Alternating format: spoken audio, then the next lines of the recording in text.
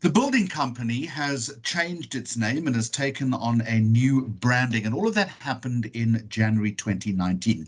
I would contend that an exercise of this nature is tough and it comprises many facets. So what has the result been, and what have the lessons been forthcoming from this particular exercise? I want to introduce you to Steve du Toit. He's the Chief Executive Officer of the building company. Steve, as I've just mentioned in my introduction, an exercise of this nature is always a big job. What was the initial thinking? I think as a business, we're relatively new in our existing format. The building company was a conglomerate of businesses that came together, starting from the original Stein Build, which acquired numerous businesses and put them together. They then bought the old Iliad/Buco, which itself was a conglomerate of businesses and came together. And on top of that, they then bought from Invicta BSG, which was itself was a couple of businesses that had actually been put together. So all these businesses came together in a very short period of time to form a much bigger unit. And I use the analogy of a potjie pot, where I say we took all these businesses and we threw them into the potjie. We had to make sure that we didn't end up with a stew, but we actually ended up with a potjie that could simmer. I use the analogy of we needed the three legs of the potjie being we needed a good strategy, we needed a good structure, we needed a good organizational health, sort of fired by a healthy culture. And to that end, we said, well, look, we need to reinvent ourselves, and that's where the building company name came from. That's very interesting, and I'm wondering, Steve, whether we shouldn't rather take this conversation and turn it into a cooking show, because all of a sudden you've made me very, very hungry. The strategy behind something like this, as you mix everything together, is to create one seamless brand thread. It's easier said than done, though, isn't it? That's correct. We have, within our company, we have unique businesses that operate as standalones. We call them, divisions and clusters within those divisions. Each one has its own unique value proposition that it would bring to its particular targeted customer base. So, for example, the Buco business has a value proposition. The Timbercity has a value proposition, which are targeted at specific customer bases. And we believe that's all right. It works well within our company, and we run them, very much at arm's length. Almost like a portfolio of companies. However, we would benefit from the infrastructural cost savings at the back end. Was it difficult to do, to actually start cooking this potjie, as you call it? If you cook as well as I do, yes, it's very difficult. But I think, no, it was. I mean, I think my CEO said to me right in the beginning, he said, don't focus on the profits, focus on the people. And that's something I've never forgotten. So make sure that you surround yourself with a good bunch of people, that you make sure that you've got a healthy sort of culture, a good reason for existing. We call it, the why, building lives, building homes, building communities. We figured we had to get that right, sort of a purpose. And with that and what we called a good alignment and a good roadmap, we let the team drive it. It's something that you don't do yourself. What, Steve, were the potential pitfalls in an exercise like this? What was worrying you?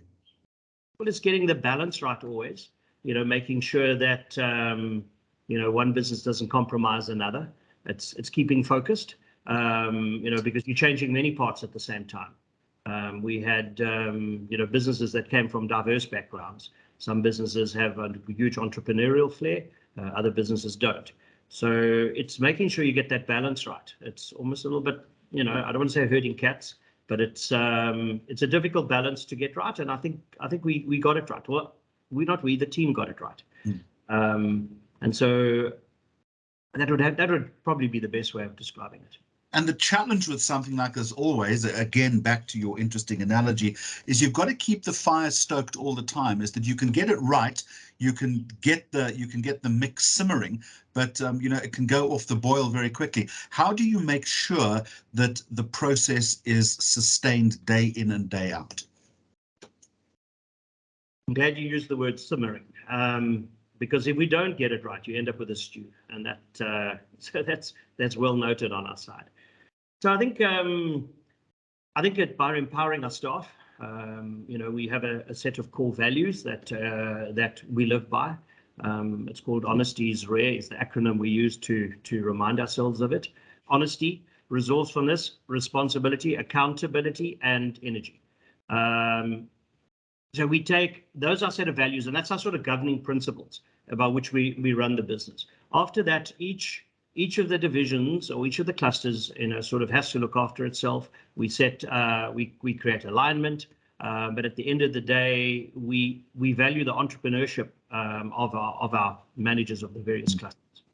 All right, we've looked at this process very much from an internal dynamic, and I acknowledge that. Important to get the staff all aligned, but you're not only doing it for them, principally you're doing this for your customers. So how did you want your customers then to react to the new branding?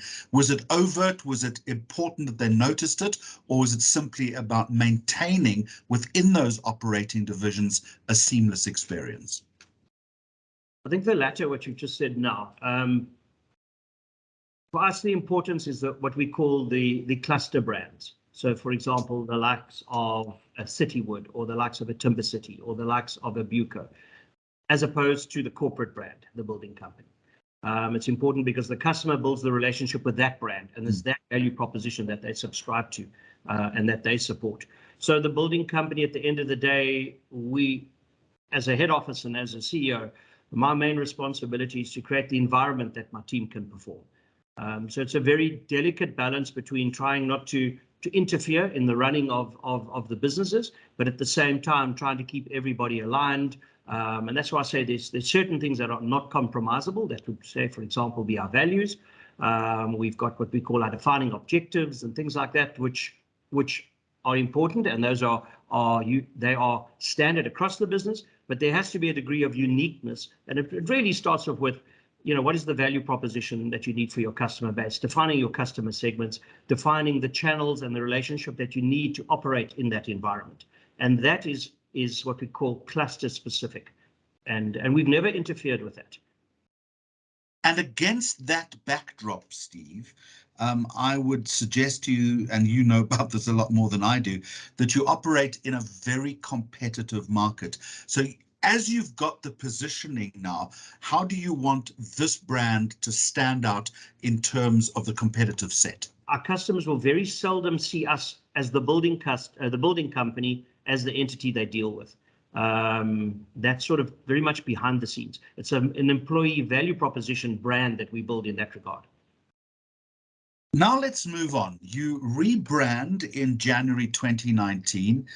You've started stirring the potjie, so to speak, and then the COVID-19 pandemic hits us.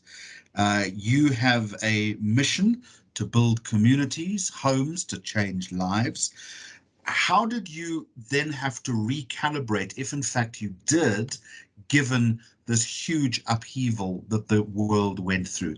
I mean, it couldn't have come at a worse time for any company essentially wanting to re-entrench itself in the market. Look, we have a saying here, we didn't cause COVID, but we did use the opportunity. It actually forced us to focus. And in fact, we believe we came out of the COVID pandemic stronger than we went into it, because it forced us to take some of the difficult decisions. It forced us to realign and to focus on some of the things that were absolutely important. And in actual fact, we believe we took some market share during that time. What did you realign on? What was important at that time? Well, I think in many ways we addressed our cost base. We did what most companies did. We went back to our landlords. We looked at our efficiencies within our operations. We operate with less staff now than we operated with before we went into the COVID pandemic. The art of the possible became more possible, and then we just became a lot more focused. We had what we call 14 must-win battles that we were focused on before we went into the pandemic, and we selected just 4 of those. And we said, we're going to focus on these 4 things. And we believe that these 4 things will make a difference. And they did. We have a saying, choosing is giving up. We can't do everything. And I think that type of, for want of a better word, bloody mindedness, just to focus on the absolute things that were important. Every day we would actually look and say, well, we can do that and that. Which one's going to add the most value? Which one's going to give us the best bang for our buck or the best return on effort? And that worked for us. And that sort of thinking has actually flown through to the business afterwards. So we actually reset the bar in terms of where we were as a company. So COVID come and gone. We actually believed some companies actually stood back and said, well, you know, there's nothing we can do about it. We actually didn't see it that way. In fact, we said South Africa is going through a crisis, but we refused to participate. And we just focused on it from that perspective. So without giving away strategic imperative, what were those 4 must-win battles? So we just said, well, look, the first thing we're going to do is going to focus on our portfolio analysis. We had a program to standardize, centralize, and simplify the business, and we accelerated that, margin improvement, and maintaining our low cost of doing business. So those were the 4 things that we said that we have to focus on. And I think it was good. It certainly worked for us, and it taught us something. We knew we had to do it as a company, but I think it was the COVID pandemic that sort of made us just bloody-mindedly focus on it, which I think was good. Then, aside from the pandemic, one of your major competitors makes a move. Yes. Eventually, the deal fell through, but that must have affected, 1, your operational approach, but 2, did it have an impact on your branding or your new branding, or new corporate branding and your positioning? Yes, obviously, with Cashbuild making the offer to us or to our parent company to acquire us, it obviously affected us. But I mean, you know, there's nothing that we could do about it. Cashbuild is a very reputable company. We know the senior management there; they're a bunch of good people, and we just had to stand back and wait for the competition authorities to do its bit. We always were concerned. In fact, we flagged right up front that we thought there could be an issue. Because if you put the 2 companies together, it's not so much the turnover of the 2 companies combined, but it's the concentration in certain product categories that could be a problem. The competition board picked up on, and you know, for that reason, they had with eight extensions to the actual process, and eventually turned it down. Were you disappointed? As I said, Cashbuild's a good company, great CEO. But I think in many ways, we wanted to complete our journey. You know, we were on a journey, and in many ways that would have stopped a lot of those initiatives, as you can expect, as I would do the same if I had to acquire a company. I would realign their priorities to align with mine. So we were in one way disappointed, but in another way relieved, because it gave us the opportunity to make good on the promises we had made to our parent. We were halfway down a journey. And we needed time to fulfill that. So it was probably just a bit too soon in terms of my tenure as CEO and in terms of our strategy and our roadmap that we had in place. What lesson did you learn from that process, I wonder? I don't think it was any one particular lesson that we learned. We already had a strategy. We already had a journey that we were working on, and you know, there's not much we can do.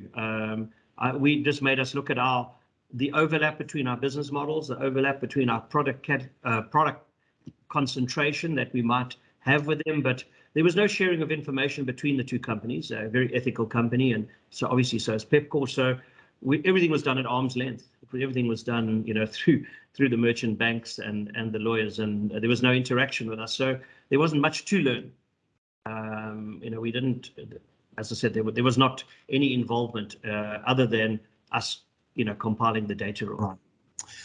Not only your company, but the sector itself, and correct me if I'm wrong, over the past 2 years has in fact proved to be remarkably resilient.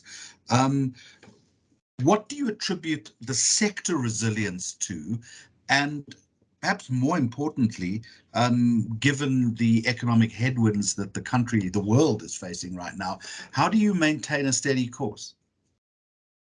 Look, I think in terms of what happened in COVID, I don't think any of us could have predicted it was going to turn out like that. I think the change in people's spending patterns, the TERS relief from the government, the SASFA grants, people traveling less, people going home, people reallocating their spend towards DIY projects, more home improvements.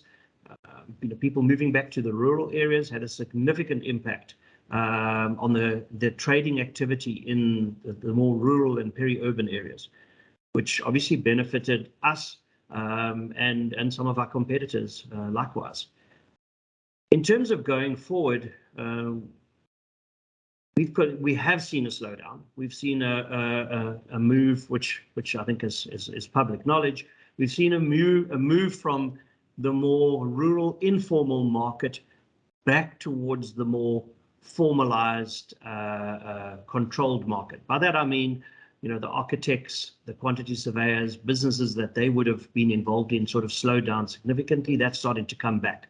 The investment in malls, some of the more formalized construction sectors are sort of picking up, where I think the rural sectors are now coming off a high base, but they are sort of slowing down, quite a bit.